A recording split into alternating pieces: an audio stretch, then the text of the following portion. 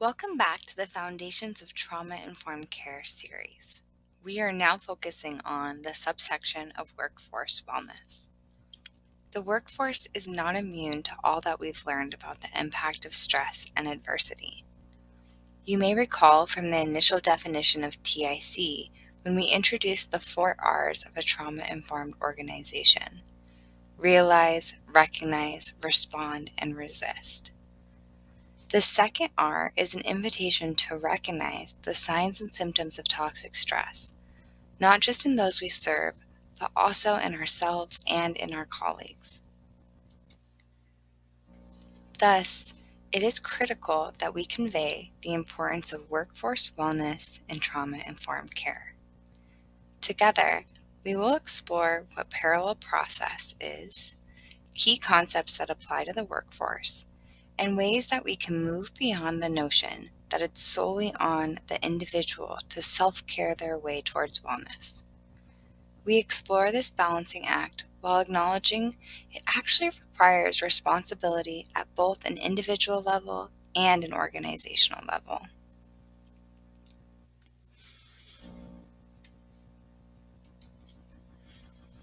Parallel process.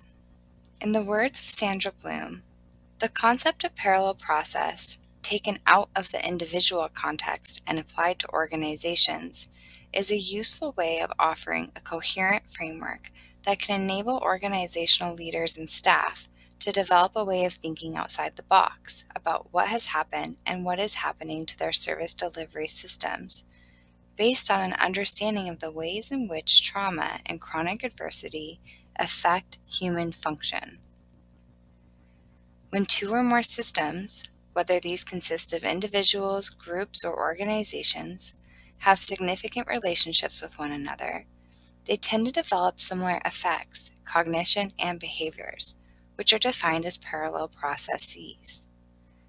Similar to the living organism, on the organizational level, it is through its policies, procedures, embedded norms, cultures, and physical spaces that an organization often mimics cognition, affect, and behavior of those it serves and its workforce. The essence of this term emphasizes keeping a watchful eye on the ways organizations, systems, and teams may begin to manifest the very signs and symptoms of toxic stress that they seek to attend to in those they serve. This level of awareness is important in preventing and/or intervening in an organization's culture inadvertently harming both its workforce and its constituents. Another way to conceptualize parallel process is to think of an image of nesting dolls. This is symbolic of how interconnected potential manifestations of toxic stress can ripple through every level of an organization, as pictured here with the clients, staff, and organization manifestations. Key concepts. Listed here are some other key terms that are helpful to understand as we make a case for workforce wellness as an essential component of trauma-informed care. Vicarious trauma describes the profound shift in worldview that occurs in service providers when they work with individuals who have experienced trauma.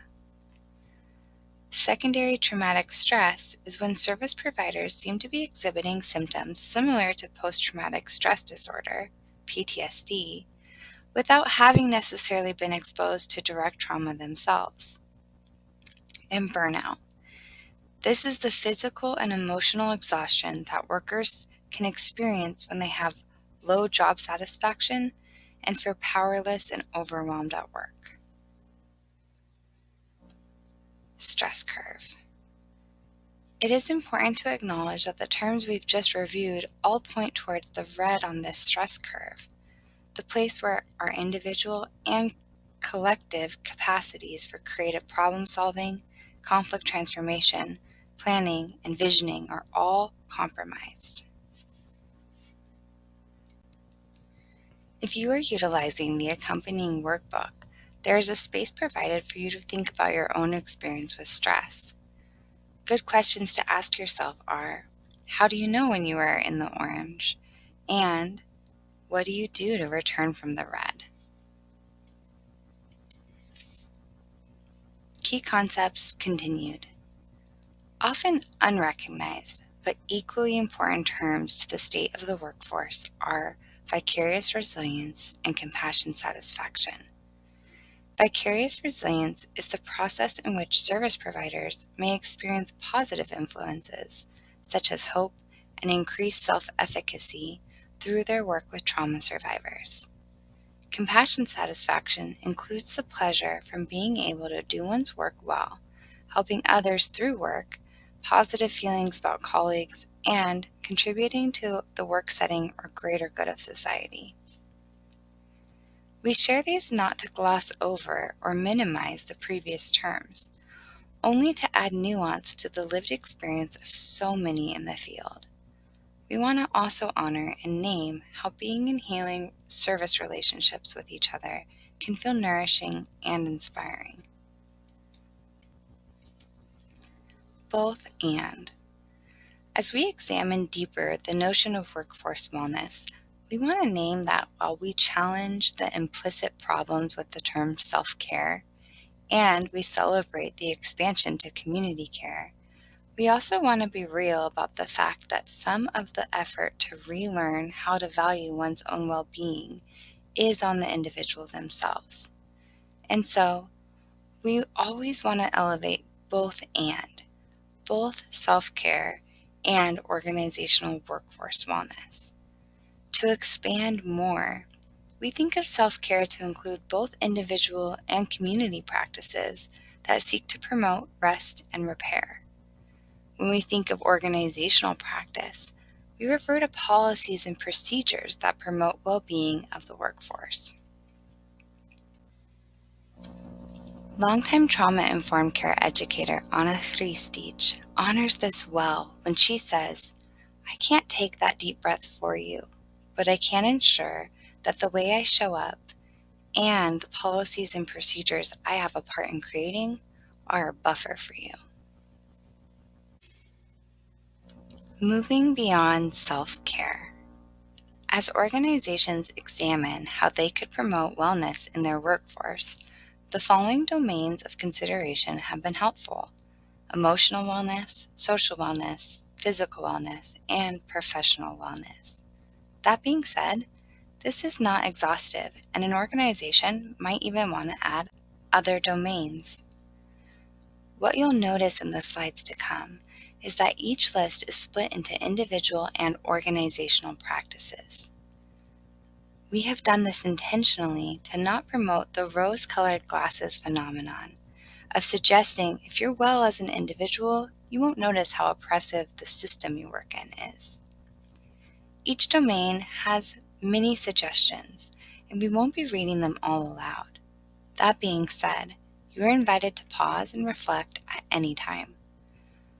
We have also included space in the accompanying workbook for you to be able to make note of any points you want to remember. Emotional wellness. Take a moment to consider how you individually or your organization collectively can promote emotional wellness, striving to create a sense of safety and belonging for all. Some examples listed here include self-regulation, gratitude practices, boundaries, humor, and supervision, recognition, encouragement, self-care plans, as well as having adequate coverage. Social wellness.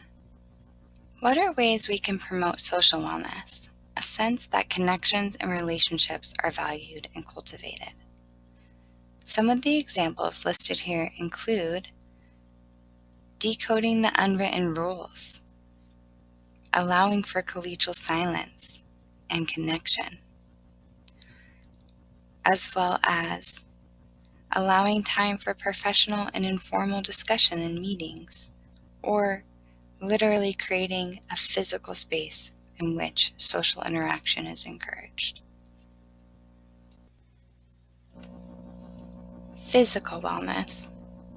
Another line of exploration as we move into physical wellness could be recalling the last place of employment where you felt balanced. What were the practices individually and/or organizationally that promoted your sense of physical well-being? Some of the examples listed here include smiling, connected to nature, a breathing practice, and having workplace wellness rituals, exercise breaks, walking meetings, and more. Professional wellness.